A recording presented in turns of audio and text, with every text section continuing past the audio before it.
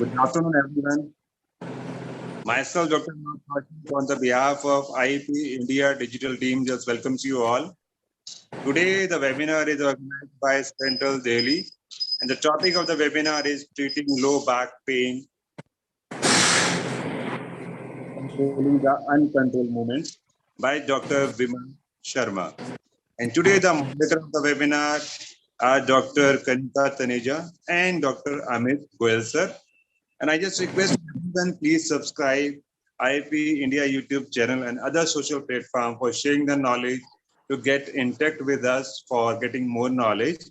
And I just showed my gratitude to our Dr. Sanjeev Keja, IIP President, and Dr. Ruchi Vasne, IIP Women's Health National Head, for providing us this wonderful platform for sharing the knowledge.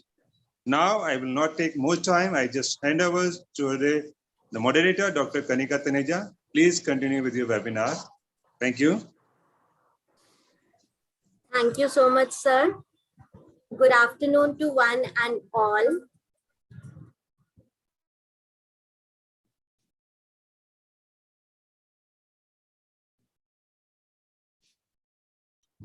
Am I audible to all? Yes, Dr. Kanika, you are. Yeah. So respected dignitaries, delegates, and seniors, and my fellow friends and the IAP team, it gives me immense pleasure, Dr. Kanika and Dr. Amit, as the moderators for today's webinar. And I feel really honorable to welcome you all here for today. So first, the gratitude for all the senior dignitaries, Dr. Sanjeev Jha, President IAP, Dr. Ruchi, Dr. Pooja Sethi, President DIP, for their valuable time and guidance. And special thanks to Dr. Jyoti, Executive Member DIAP, and Dr. Amit Kumar, who's always been working for the upliftment of our field and growth of our profession and taking it to new heights.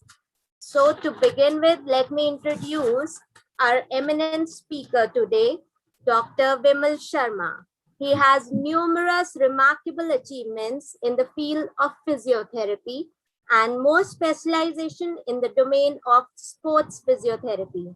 We are really grateful to have him here today, and we're happy we'll be getting most of the knowledge, as he is always abreast with the latest techniques in the field of physiotherapy.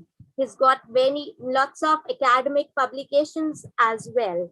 So I'm really thankful to him, and without wasting much of the time, so let's learn from the real expert available here today. He'll be brushing upon the topic of treating the low back pain through controlling the uncontrolled movements. I hope it gives everyone a lot of interest about the topic itself. So over to Dr. Vimal Sharma. Sir, please. Thank you so much, Dr. Kanika. Dr. Amit Goyal, thank you so much. I extend my sincere thanks to the President, IAP and Vice President, and my sincere thanks to Dr. Jyoti Bala and Dr. Amit. They've been my senior, my mentor. And they gave me the opportunity to sit before you for this webinar on back pain and controlling the uncontrolled movement. So I'll just share my PowerPoint presentation. Just a moment.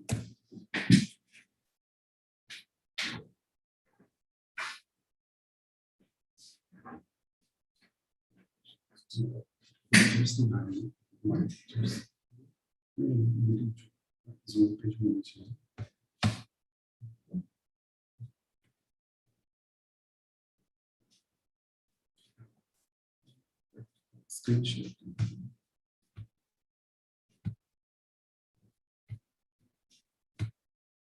Yeah. Okay, so here we go. So as we all know that back problem has become a very, very common problem these days.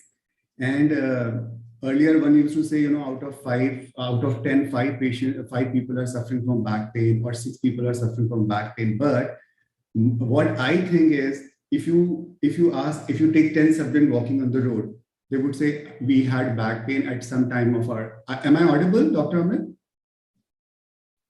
Yes, sir, you're audible. Okay. So they would have back pain at some stage of their life. So it has become a very, very common problem these days. Now, there could be so many reasons for the back pain. A PRVD, piriformis syndrome, SI joint strain. There's so many reasons for the back pain.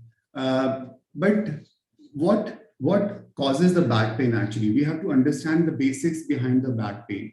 So we talk about the uncontrolled movement, which leads to the back pain. So here we are discussing about the mechanical low back pain and the causes behind it.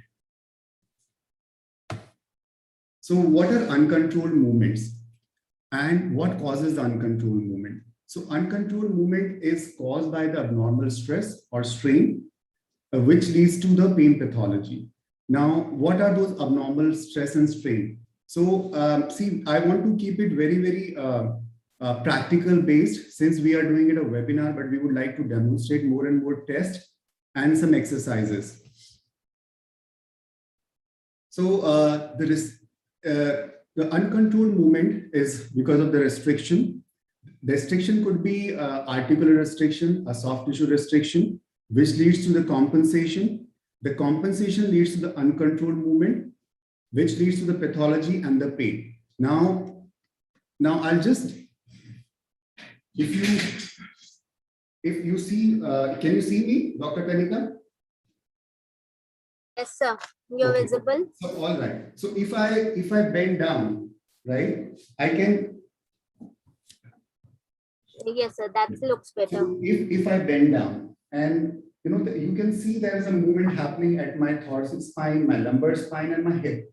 Now, there has to be some movement that should happen at each segment of our spine, at lumbar spine also, at thoracic spine also, and at the hip also. But in my case, I have a sway back, a flat back. So I have extra movement at the thoracic spine, and my lower back is stiff. So that means I have restriction on my lumbar spine. Now that restriction could be an articular restriction, a soft tissue restriction. So which leads to the pathology and the pain. So I have pain in my flexion activities mainly. So today we are going to discuss about the flexion pathologies mainly. So the dynamic stability and muscle training is a process of assessing movement function, identifying the movement dysfunction, and correcting the movement dysfunction. So aim of the treatment is, first we have to assess the movement function. So assessing the back pain doesn't mean that you see an MRI, okay, this is a problem, or a person is having back pain. Every person will have a PIVD. If there is a radicular pain, then it is a disc prolapse. No, we have to do a correct assessment. There are certain tests we are going to discuss further. So first thing is assessing the movement function. All right. Now the next would be identifying the movement dysfunction. Where is the dysfunction at what level? And then the correcting the dysfunction. So there is, how do we correct it? We correct it through the exercises after retraining of the muscles. Next. All right. So mechanical dysfunction, the restriction of uncontrolled compensation make the pyramid of the mechanical movement dysfunction. So as I just said, what can be the cause of mechanical low back pain? There could be an articular restriction. There could be a myofascial restriction. Now, if there is an articular restriction, that can lead to the translation and a restriction of the range.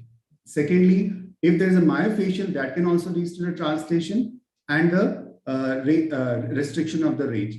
Now, I'll take this model of the spine. So in our spine, we have local stabilizers, which stabilizes the vertebrae at the local level. And then we have the global mobilizers. So for the back extensors, multifidus is a local stabilizer. So that prevents, when you bend forward, that prevents the translation of the vertebra. So multifidus and the spinalis are the local stabilizers of the spine. Now, if we bend further, there has to be a global stabilization of the spine, which is necessary. So there's a muscle called erector spinae, which is responsible for the global stabilizers of the spine. Even in the erector spinae is main muscle is the longissimus thoracis, which is the main muscle of the erector spinae that stabilizes the joint during a flexion movement.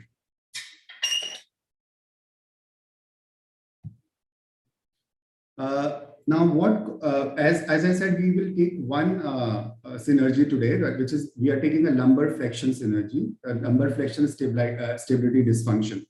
So what can be the possible causes of lumbar flexion stability dysfunction? First is the shortened back extensors mobilizers, shortened hamstring, long or the lengthened gluteus maximus muscle, long or the lengthened back extensor stabilizers.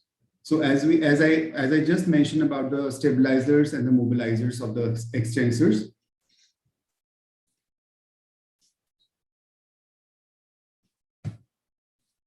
Now, what are the causing, provoking or aggravating factors for the lumbar generalized flexion load strain? So prolonged sitting, driving, bending, sustained flexion positions, cycling, and the soft bed. So the people who are more into these activities, long hours in front of the screen, who have long desk job, long driving, who has a lot of bending activities, and cyclists, those who use a soft bed are more prone to such kind of mechanical low back pain, especially the flexion pain. And they always complain of pain mainly in the flexion activities, like they bend down to pick something or they bend on the table. So these are the general provoking and aggravating factor for them. Now, there's an assessment criteria for the uncontrolled movement. So we have 4 tests for the lumbar flexion control, and how do we test them? So there's a criteria that if we give a tick or a tick across.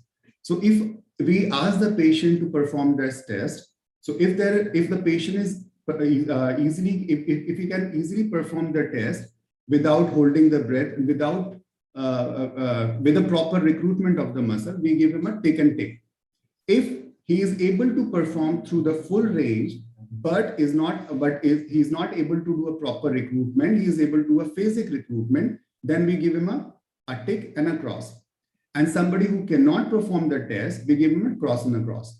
So now we have 4 tests for it. One is a standing bow, one is a 4-point backward rocking, next is a sitting bow, and 4th one is a crook lying double bend. So we are going to demonstrate all these tests now.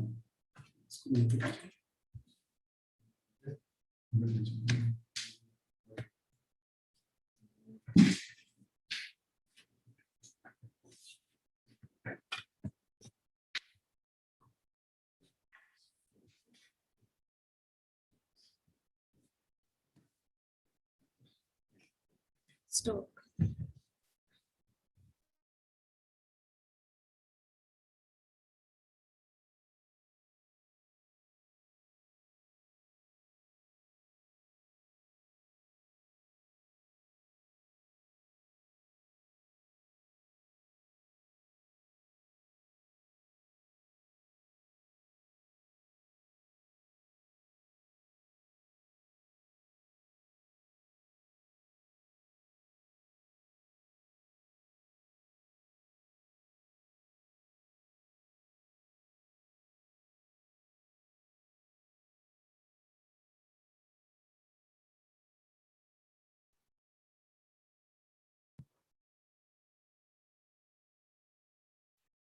Dr. Vimal.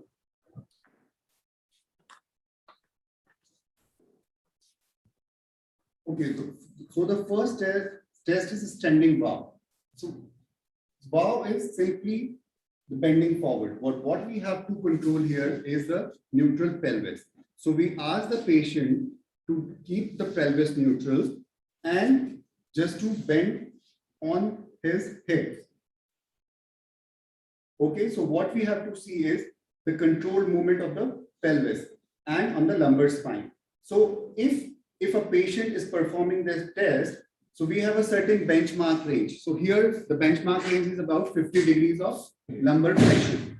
So if the patient is able to perform 50 degrees of forward flexion without any difficulty, so we give him a tick and a tick. But during the movement, if he loses onto the lumbar spine, like he loses the normal lordosis, then you give him a tick and a cross. All right. So first we do this test. If he is able to perform it, is better. If he is not able to perform it, then there is an uncontrolled movement which is happening on the spine. Now to correct this uncontrolled movement, we have to retrain the muscle. How we have to retrain the muscle? The same test will become the retraining of the muscle. Now to retrain, we first have to tell the patient how to maintain a neutral pelvis. So to maintain the neutral pelvis, as we all know, that we ask the patient to draw the belt buckle towards the navel, and a forward lean has to be done. But if the patient is not able to perform it, why? Because of the tight hamstring and the tight glutes. So we ask the patient to stand against the wall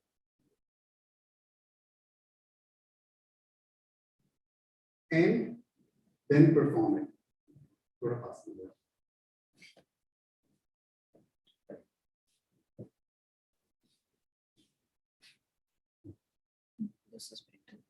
So you stand against the wall.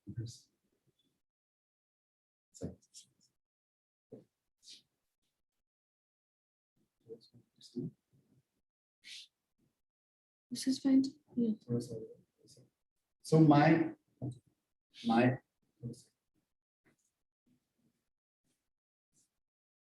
lumbar spine has to be neutral. I should not move on the lumbar spine. Even if this is also difficult, that patient is not able to perform it in front of, after taking the support of the wall, you can ask the patient to flex his knees slightly and then perform the test. The flexion of the knee will relaxes the hamstrings, so he or she may be able to do it better. Okay.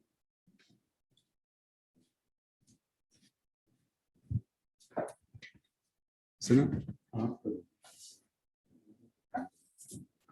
now the next test is 4-point backward rocking.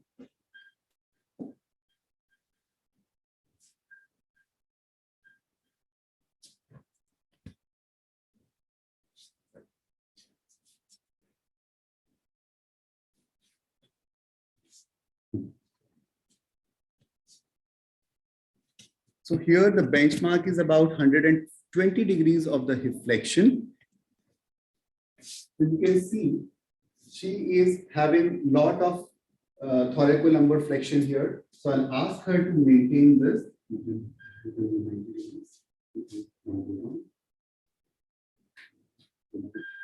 Keep the pelvis straight.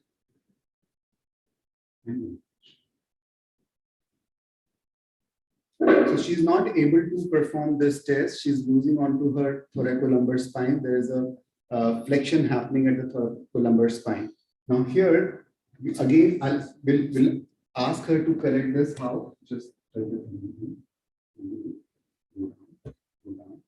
down.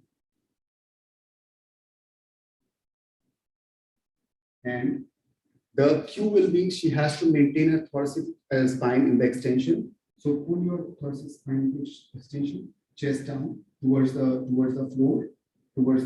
Yes, maintain it. Now go down. Now go down. Now go down.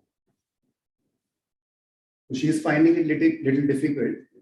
The thing is that you have to maintain a flat spine, and then you have to do a 4-point backward rocking. But in her case, she is losing here. She's doing this. So you have to maintain the thoracolumbar spine into extension and then go onto the 4-point backward rocking. Okay. Now the next is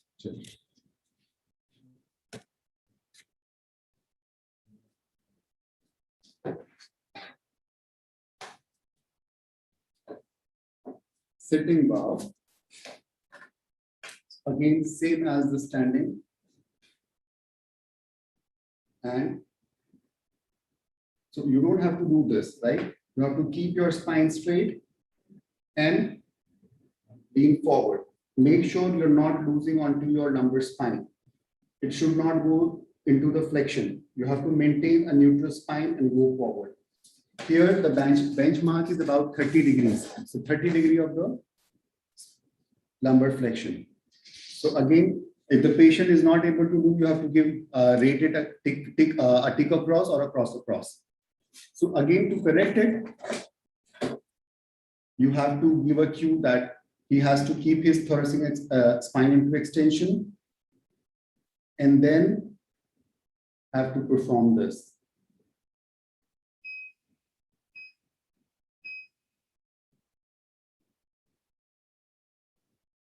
So this is the retraining of the sitting bow. Now next will be the croup line double bend leg shift.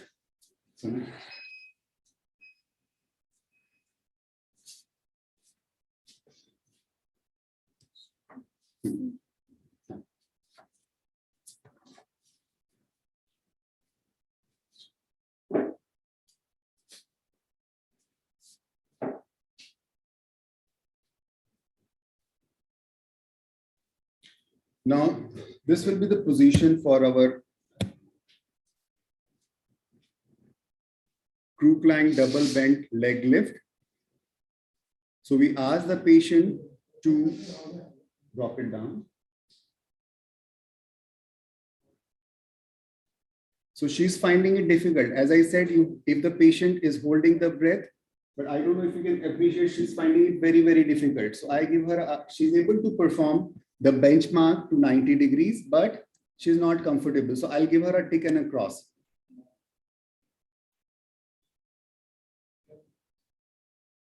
Good. So if you want to retrain this muscle, if the retrain for this flexion control, I'll ask her to lift only one leg up, and now do it.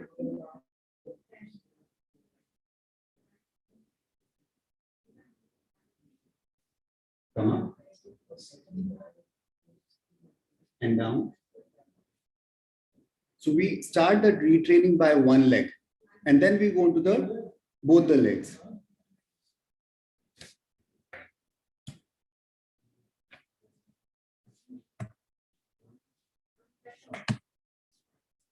So we already have demonstrated this. This is the standing bow.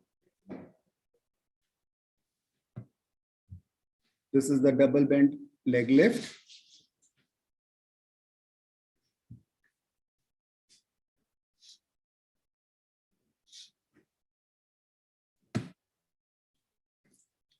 Now, what are the basic goals about uncontrolled movement? The kinetic control is to increase the strength, to control the functional range of the movement, to increase the speed and the power, to unload the tissue and decrease pain, control the segmental translation, cognitive and behavioral modification, maintain mobility and increase skill and the coordination. Now, I would like to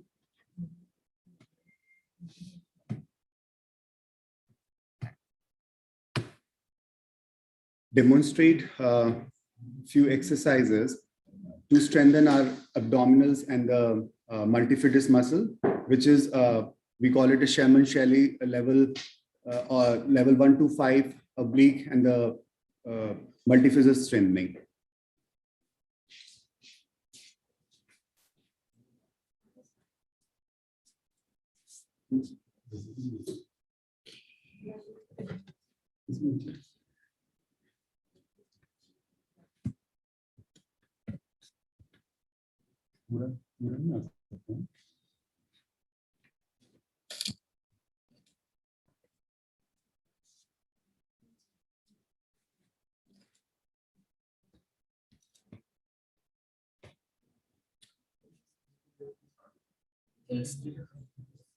So there are 5 levels of Sherman Shirley obliques and abdominal strengthening.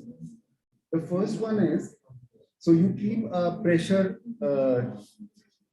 cuff under the spine, the lumbar spine, maintaining the normal lumbar lordosis.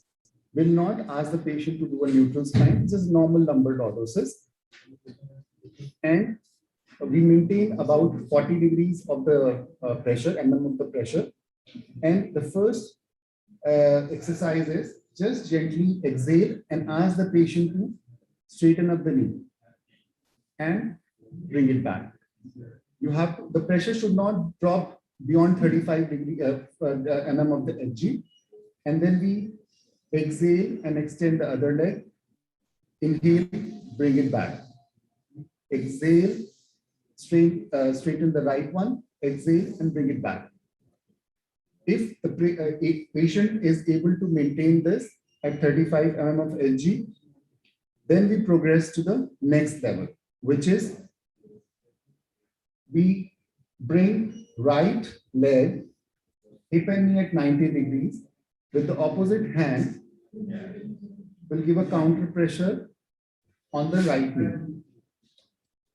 Again, holding the pressure cuff meter and maintaining a 35 mmHg of the pressure, and hold for the count of 10. 1, 2, 3, 4, 5, 6, 7, 8, 9, 10. Relax. Second would be 1, 2, 3, 4, 5, 6, 7, 8, 9, 10. Relax. Now, the next exercise will be alternate heel touch onto the floor.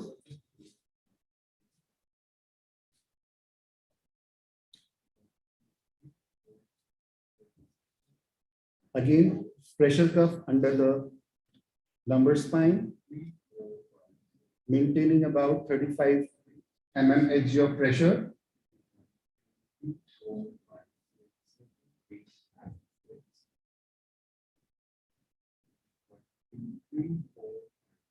So if the patient is comfortable with this, we progress to the next level, which is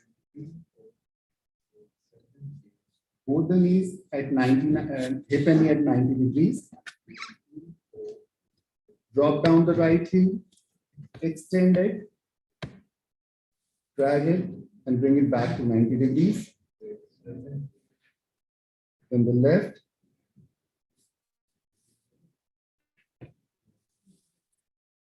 And back. Again.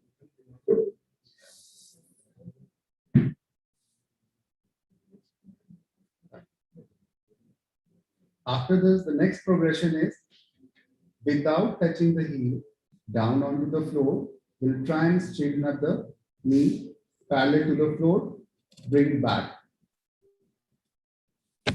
Drop without touching the floor, straighten it up, come up.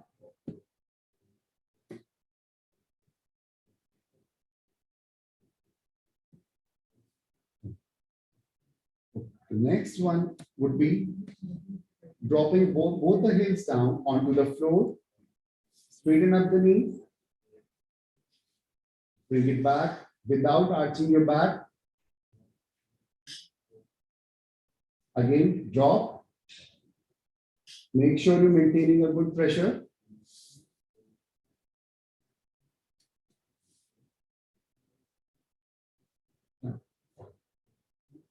And the next, and the level 5 is both the legs without touching heel, without touching the floor, straighten up and back.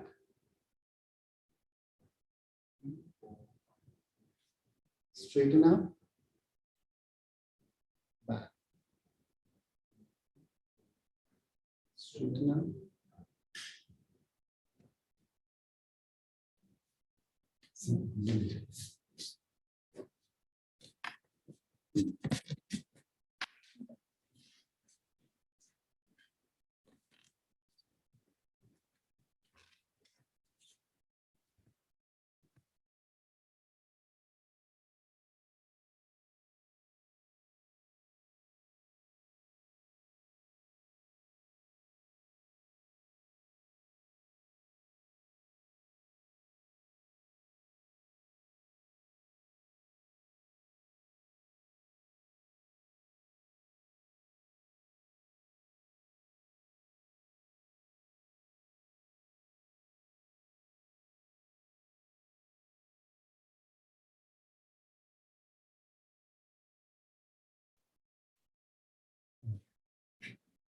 I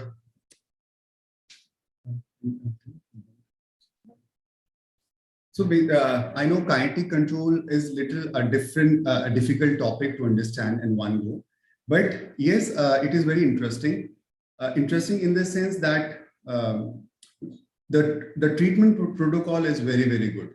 So now, if we talk about the back pain, we've taken flexion control issues today. There are extension control, the rotation control, then there are hip and the knee. So in the flexion control assessment, as I just demonstrated, there are 4 tests that we have picked up. There are 7, 8 tests for this. So we have picked up only 4 tests, so that's easy for you to understand. So you take 1 or 2 these tests in your daily practice, perform them on the patient. Now, retraining doesn't mean that you have to just do the exercises. As I just mentioned, that one has to look for any restriction, an articular restriction, a myofascial restriction. So when we examine a patient, we check for the articular restriction. How do we check for the articular restrictions? We check onto the transverse processes of all the lumbar spine, give a gentle glide and see if there is any restriction. If there's any restriction, we have to first treat the restriction, the articular restriction. Once we have treated the articular restriction, then we have to go on to the myofascial restriction. So in the flexion control test or the flexion control pathology, the myofascial restriction could be tight hamstrings, tight glutes, tight erector spinae muscles. So we have to do, you can use different methods to release them. Either you can do a soft tissue release, you can do a fascia release, you can release it using a ISTM, you can tool, or you can release using a dry needle. So once you have cleared the myofascial restriction, then we will perform the test again and start the retraining of the muscle. The retraining would take something about 4 to 6 weeks. There's one question coming up. Okay. Then you can start the retraining of the muscles. So here the test that we have demonstrated, the same test become the retraining. So you have to correct the patient as I was demonstrating in the Sherman-Shelley level 5 of obliques and the abdominal strengthening. So since I've demonstrated 5, 6 levels, so each level would take about a week for a patient to to understand and to do it in a better way. So we always use a pressure cuff under the lumbar spine and maintain about, we inflate it to 40 mm of Hg, and we ask the patient to perform. 5-degree drop is okay. If the patient is able to maintain it 35 mm of Hg, it's good. So ask the patient to do those exercises, maintaining 35 mm of Hg pressure, and we'll just do one exercise, and then we progress gradually to the different one.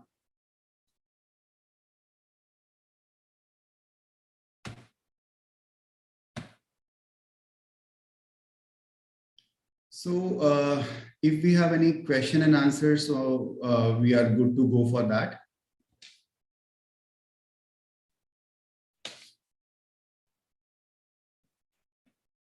Thank you so much, sir.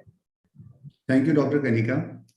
Yeah. I don't know if it is visible properly, because on a very small screen, it's very difficult to demonstrate certain exercises. So I was not very sure that it was visible or not. No, sir, it was absolutely visible. And I think you've exemplified the saying reading with doing. So you've actually demonstrated, which made the better understanding for the audience. I did it on purpose because sometimes, the PowerPoint presentation become very boring, especially if it is a webinar, it becomes very boring. So I thought, let's do some kind of, practical demonstration, which would be good for the participants.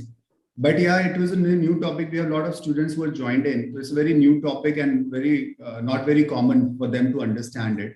The science behind the kinetic control, the uncontrolled movement.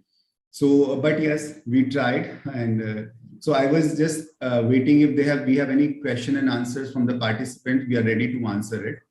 Yes, sir. There's Rijo Dubey who's raised his hand. Okay. You may ask the question. Rijo, is there any question you want to ask?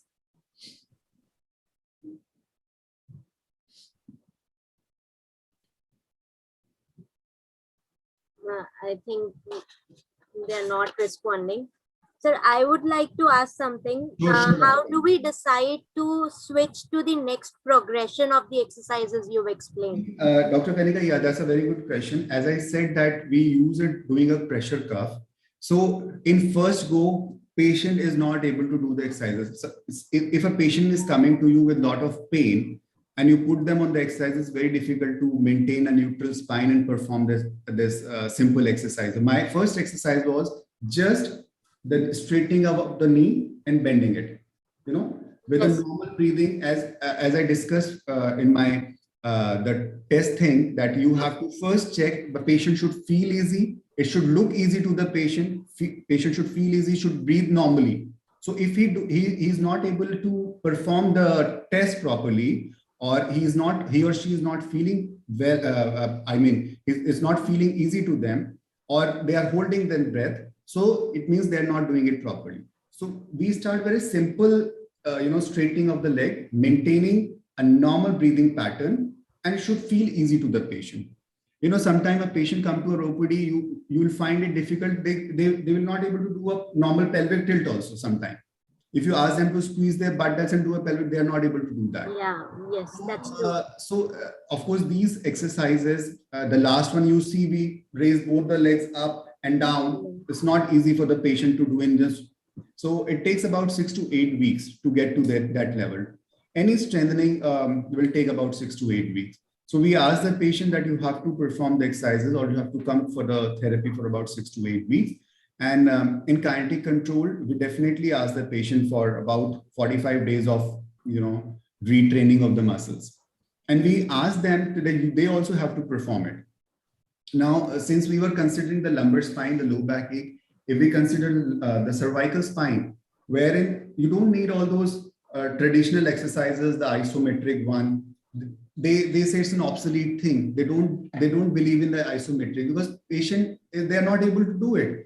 कोई ऐसे कर रहा है, कोई ऐसे कर रहा है, कोई ऐसे कर रहा है. So first we have to understand what is the cause of our neck pain.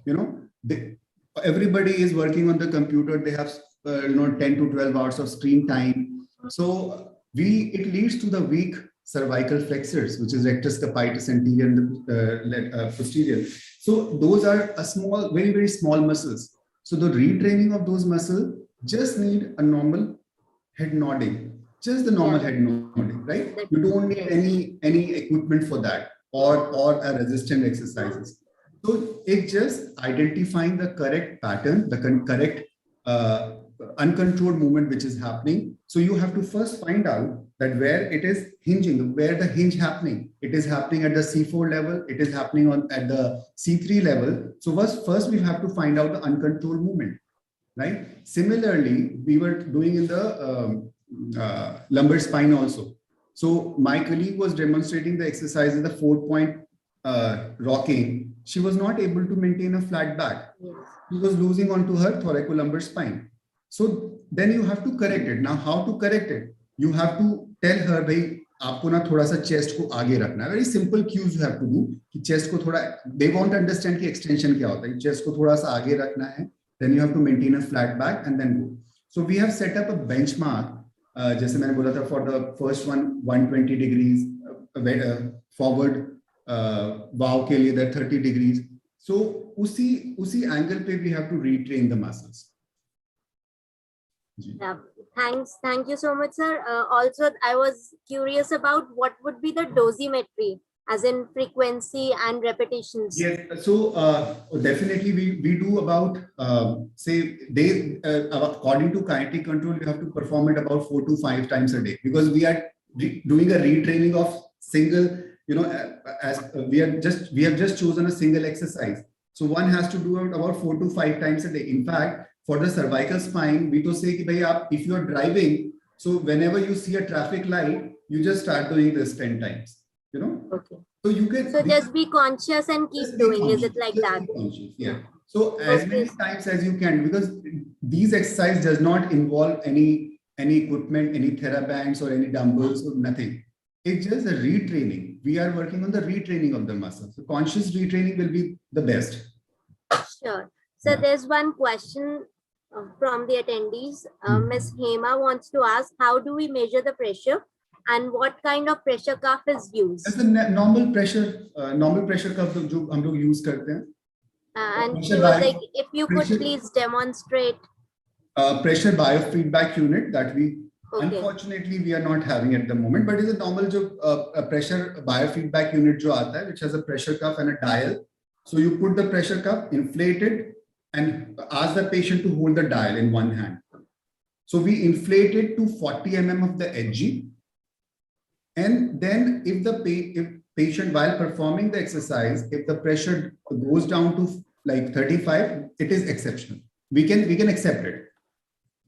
Okay, and where exactly do we tie it? Sorry? Where exactly do we place it? Lumbar spine. Just Okay. under the lumbar spine, at the lumbar lordosis. So we do not ask the patient कि आप एकदम flat back करो, right? One has to maintain the normal lordosis of the spine. Okay, sir. So there's a request for you to stop sharing the screen so that people can see you completely. Okay, sure. All right. Yeah. Yeah, that looks better, sir. Also, there is another question. Are there any contraindications to the exercise program you've explained? Maybe PIV no, or there is no diseases? contraindication. No, these exercises are absolutely safe. Definitely, absolutely safe. But yes, as I said, we are just talking about the mechanical low back pain here, right? There are n number of causes of back pain. There could be a pathology like COX, metastasis. So pain due to metastasis or COX is totally a different thing, right? So we are not talking about that. We are talking about the mechanical low back pain here, you know, because of the posture, because of our lifestyle and all. So even a PIVD is a mechanical problem. It's not, see, these days, I will not be surprised a 18-year-old person having a PIVD. So we see a lot of sports. I know Dr. Amit must be seeing a lot of young players are having PIVD. So we are not surprised to see their MRI when they come with a L4. Of late, I myself was surprised. A 16-year-old girl who plays tennis, her father got their MRI done, and she has degenerative changes L4, L5 as well. So I was quite, though she was not symptomatic, she had some knee issues. So the surgeon got the MRI done for the back.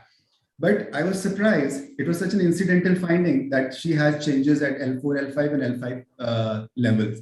So it's because of the mechanical problem. Now, we cannot expect a degenerative changes at the age of 16, right? Had it been somebody above 45 or 50, we would have said that with degenerative changes there. So it was totally mechanical. Now, what was the mechanical cause behind it? They were overtraining. The coaches were overtraining her glutes, her hamstrings. So her hamstrings were so tight. So there's an uncontrolled movement happening, which was putting extra load onto the disc, right? So that was the cause of a prolapsed disc. So yeah. Yes. Thank you, sir. Sir, there's one more thing. What's the role of hip flexors? As most of the exercises of yours, these demonstrated involve a lot of hip flexion at different angles.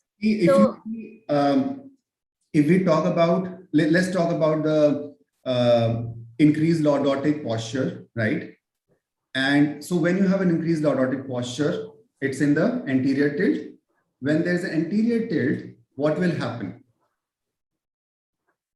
There will be tight glutes, tight hamstring, weak hip flexor, elongated hip flexors, right? So we were actually not targeting the hip flexors here. That was not the aim. We were just working on the pelvis movement. But yes, if you see the posture, as I say, you have to look for the restriction, articular restriction or the myofascial restriction. So one has to see either it is a tight glute, tight hamstring, weak hip flexors, weak psoas major, iliacus. So one has to, they are long and they are weak. So we have to work on the hip flexors also, the strengthening of the hip flexors also. Yeah, sure, sir. So it's like everything goes hand in hand. Everything goes hand in hand, yes. I believe there are no more questions. Any more questions? So probably we can end the session. it was definitely a great session. As I earlier said, reading with doing and the practical demonstration of yours just made us feel that it wasn't a virtual session and actually we were Yeah, there. because virtual session becomes quite boring. I don't know. Yeah. So we try, but it's very difficult, demonstrating everything on a very small screen. So, but we tried our best, and I'm sure, I don't know if the attendees has got some ideas about the Definitely, sir. They've learned a lot, and probably they've got the basic idea. Just controlling the right muscle, you can treat something, Yes, yes. irrespective of the joints. It's what probably they must have clearly understood. So I, on the behalf of team of IAP and DIAP, I'm really thankful and grateful to you for sparing your precious time and your knowledge to all the people, all the attendees here. I think we can end the session here, sir. Yeah, Dr. Amit, I don't know if you have any queries or anything since you work. No, it was a nice presentation, and whatever the questions I had in my mind, so Dr. Kanika and some Already other asked. so it was a nice presentation. It's a new topic also. Yeah, it's a quite a new topic, but And it's one more thing you were telling, na, ki, young people are coming with lots of degenerative conditions and all. So the one thing is there, the overtraining is there. That is true. And definitely the other thing overtraining, is and it's that very difficult to explain to their parents and their coaches, "Bhai, this is not the way." So we see such patient day in day out, but I the don't thing know. is that ki the sports person, they are actually more in the competitive manner. They Absolutely. don't want to go for the warm up and cool down sessions. That these two terms are missing in their trainings. Yes. They are Yes. directly going into the heavy exercises and all, and these results in the degenerative changes, early degenerative changes, and wear and tear process is Dr. there. Amit, we should hold a debate on it rather than keeping such sessions. We Yeah. should hold a debate on such topics. That will be more interesting for the attendees also, wherein you can take up a topic and you can have a debate. What best we can do and how to treat such pathologies and all. Yeah, that definitely will improve our treatment standards also, Yes, and absolutely. we can incorporate more and more things. Yes. Yes. Sir, I think Saurabh Agnihotri wants to ask something. He's raised his hand. Sure. Saurabh? What is his question? They've just raised their He hands. just raised his hand. Even Sharmila has raised her hand, but Yeah. You may go ahead and ask the question, Saurabh or Sharmila. Or you may type the question in chat box.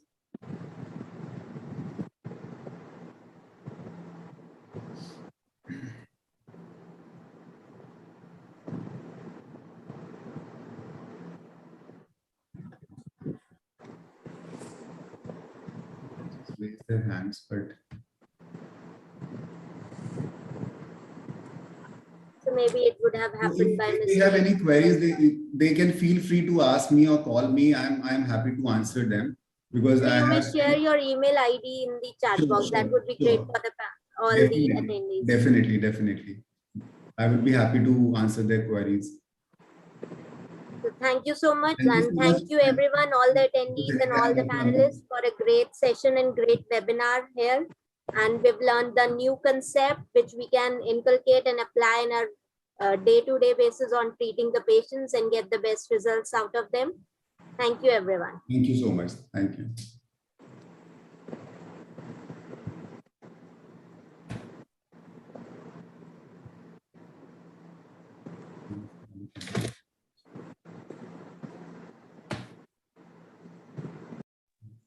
Thank you so much, everyone, for sharing us a wonderful webinar with us. Thank you so much.